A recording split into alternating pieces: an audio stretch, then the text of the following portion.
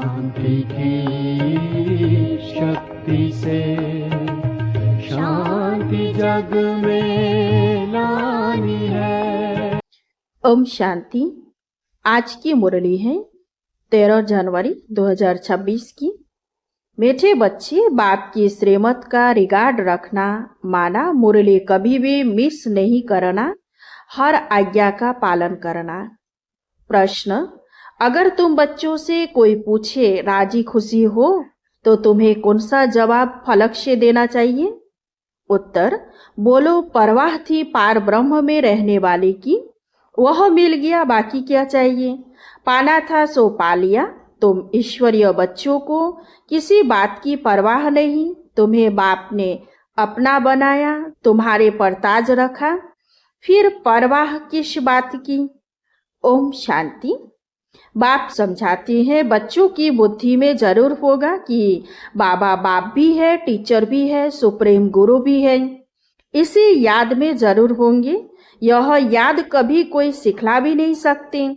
बाप ही कल्प कल्प आकर सिखलाते हैं। वे ही ज्ञान सागर पतित पावन भी है। वह बाप भी है, टीचर भी है, गुरु भी है। यह अब समझा जाता है जबकि ज्ञान का तीसरा नेत्र मिला है। बच्चे भल समझते तो होंगे परंतु बाप को ही भूल जाते हैं, तो टीचर गुरु फिर कैसे याद आएगा। माया बहुत ही प्रबल है जो तीन रूप में महिमा होते हुए भी तीनों को भुला देती है। इतनी सर्वशक्तिमान है। बच्चे भी लिखते हैं, बाबा हम भूल जाते हैं। माया ऐसी प्रबल है, ड्रामा अनुसार है बहुत सहज। बच्चे समझते हैं ऐसा कभी कोई हो नहीं सकता। वही बाप, टीचर, सतगुरु है। सच सच, इसमें गोपड़े आदि की कोई बात नहीं। अंदर में समझना चाहिए ना, परंतु माया भुला देती है। कहते हैं हम हार खा लेते हैं तो कदम कदम में पदम कैसे होंगे। देवताओं को ही पदम की निशानी देते हैं, सबको तो नहीं दे सकते। ईश्वर की यह पढ़ाई है, मनुष्य की नहीं। मनुष्य की यह पढ़ाई कभी हो नहीं सकती। भल देवताओं की महिमा की जाती है परंतु फिर भी ऊंचे ते ऊंचे एक बाप है, बाकी उनकी बड़ाई क्या है। आज गदाई कल राजाई। अभी तुम पुरुषार्थ कर रहे हो ऐसा लक्ष्मी नारायण बनने का। जानते हो इस पुरुषार्थ में बहुत फेल होते हैं, पढ़ते फिर भी इतने हैं जितने कल पहले पास हुए थे। वास्तव में ज्ञान है भी बहुत सहज परंतु माया भुला देती है। बाप कहते अपना चार्ट लिखो परंतु लिख नहीं पाते हैं। कहाँ तक बैठ लिखे, अगर लिखते भी है तो जांच करते हैं 2 घंटा याद में रहे, फिर भी वह उन्हों को मालूम पड़ता है। जो बाप की श्रीमत को अमल में लाते हैं बाप तो समझेंगे। इन विचारों को लज्जा आती होगी, नहीं तो श्रीमत अमल में लानी चाहिए, परंतु 2% मुश्किल चार्ट लिखते हैं। बच्चों को श्रीमत का इतना रिगार्ड नहीं है। मुरली मिलते हुए भी पढ़ते नहीं है। दिल में लगता जरूर होगा, बाबा कहते तो सच है, हम मुरली को नहीं पढ़ते तो बाकी औरों को समझाएंगे क्या। याद की यात्रा। ओम शांति। रूहानी बाप रूहानी बच्चों को समझाते हैं। यह तो बच्चे समझते हैं बरोबर हम आत्मा हैं, हमको परमपिता परमात्मा पढ़ा रहे हैं। और क्या कहते हैं, मुझे याद करो तो तुम स्वर्ग के मालिक बनो। इसमें बाप भी आ गया, पढ़ाई और पढ़ाने वाला भी आ गया, सदगति दाता भी आ गया। थोड़े अक्षर में सारा ज्ञान आ जाता है। यहाँ तुम आते हो इसको रिवाइज करने लिए। बाप भी यही समझाते हैं क्योंकि तुम खुद कहते हो हम भूल जाते हैं, इसलिए यहाँ आते हैं रिवाइज करने।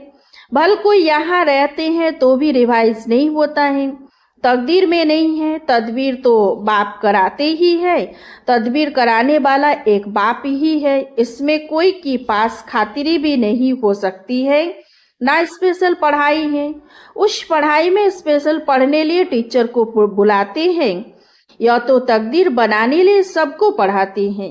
एक एक को अलग कहाँ तक पढ़ाएंगे, कितने ढेर बच्चे हैं। उस पढ़ाई में कोई बड़े आदमी के बच्चे होते हैं तो उन्हों को स्पेशल पढ़ाते हैं। टीचर जानते हैं कि यह डल है इसलिए उनको स्कॉलरशिप लायक बनाते हैं।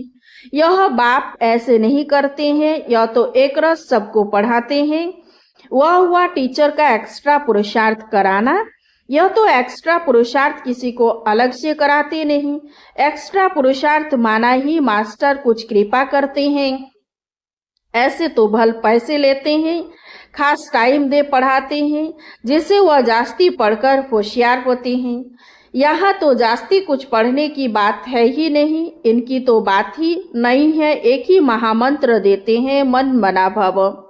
याद से क्या होता है यह तो समझते हो, बाप ही पतित पावन है, जानते हो।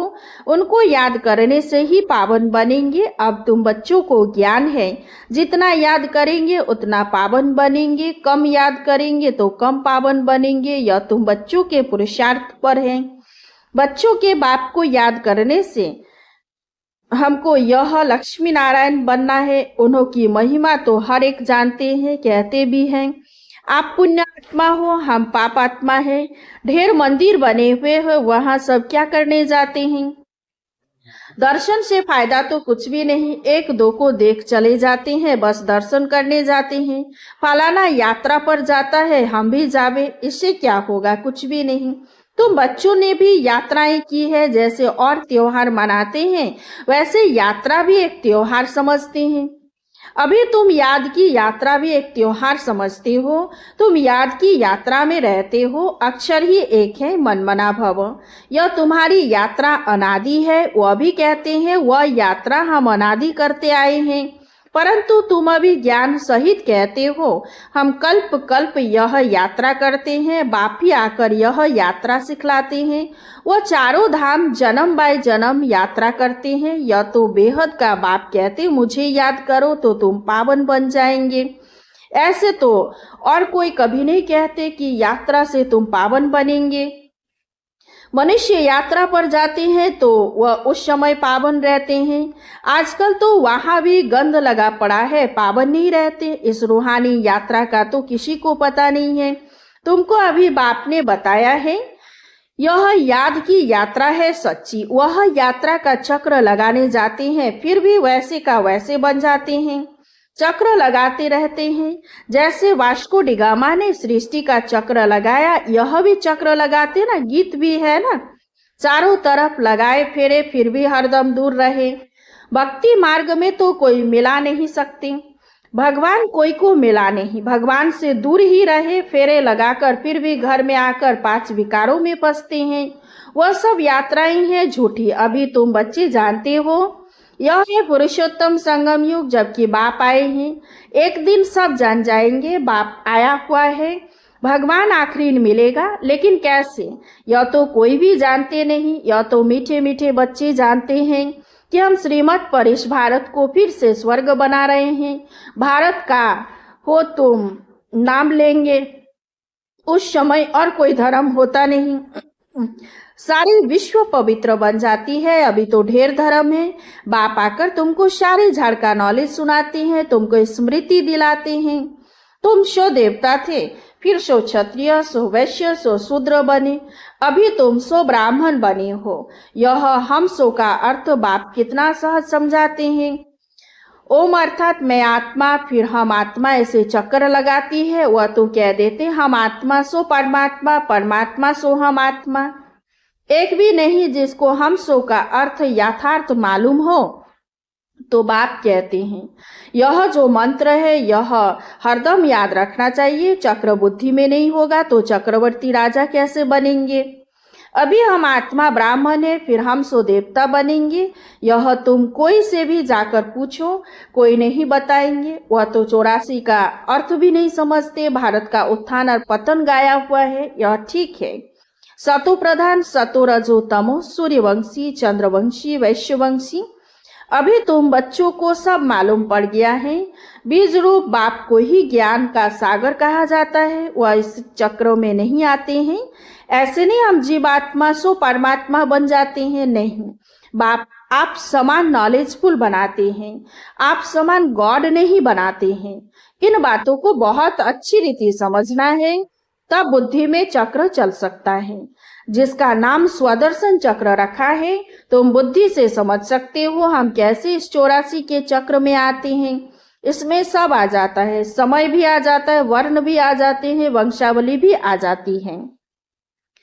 अब तुम बच्चों की बुद्धि में यह सारा ज्ञान होना चाहिए। नॉलेज से ही उच्च पद मिलता है। नॉलेज होगी तो औरों को भी देंगे।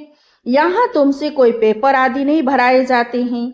उन स्कूलों में जब इम्तहान होते हैं तो पेपर्स विलायत से आते हैं। जो विलायत में पढ़ते होंगे उन्हों की तो वहां ही रिजल्ट निकालते होंगे। उनमें भी कोई बड़ा एजुकेशन अथॉरिटी होगा तो जो जांच करते होंगे पेपर्स की। तुम्हारे पेपर्स की जांच कौन करेंगे? तुम खुद ही करेंगे। खुद को ही चाहो सो बनाओ। पुरुषार्थ से जो चाहो सो पद बाप से ले लो। प्रदर्शनी आदि में बच्चे पूछते हैं ना, क्या बनेंगे? देवता बनेंगे, बैरिस्टर बनेंगे, क्या बनेंगे? जितना बाप को याद करेंगे, सर्विस करेंगे, उतना फल मिलेगा। जो अच्छी रीति बाप को याद करते हैं वह समझते हैं हमको सर्विस भी करनी है, प्रजा बनानी है ना। यह राजधानी स्थापन हो रही है तो उसमें सब चाहिए। वहाँ वजीर होते नहीं। वजीर की दरकार उनको रहती जिसको अक्ल कम होता है। तुमको वहाँ राय की दरकार नहीं रहती है। बाबा के पास राय लेने आते हैं, स्थूल बातों की राय लेते हैं। पैसे का क्या करें, धंधा कैसे करें? बाबा कहते हैं यह दुनियावी बातें बाप के पास नहीं ले आओ। हाँ, कहाँ दिल शिकस्त बन न जाए तो कुछ न कुछ आथत देकर बता देते हैं। यह कोई मेरा धंधा नहीं है, मेरा तो ईश्वरीय धंधा है तुमको रास्ता बताने का। तुम विश्व का मालिक कैसे बनो? तुमको मिली है श्रीमत, बाकी सब है आसुरी मत। सतयुग में कहेंगे श्रीमत, कलयुग में आसुरी मत। वह है ही सुखधाम। वहाँ ऐसे भी नहीं कहेंगे कि राजी खुशी हो, तबीयत ठीक है। यह अक्षर वहाँ होते नहीं। यह यहाँ पूछा जाता है कोई तकलीफ तो नहीं है, राजी खुशी हो। इसमें भी बहुत बातें आ जाती है। वहाँ दुख है ही नहीं जो पूछा जाए। यह है ही दुख की दुनिया। वास्तव में तुमसे कोई पूछ नहीं सकता। भल माया गिराने वाली है तो भी बाप मिला है ना। तुम कहेंगे क्या तुम खुश खैराफत पूछते हो? हम ईश्वर के बच्चे हैं, हमसे क्या खुश खैराफत पूछते हो?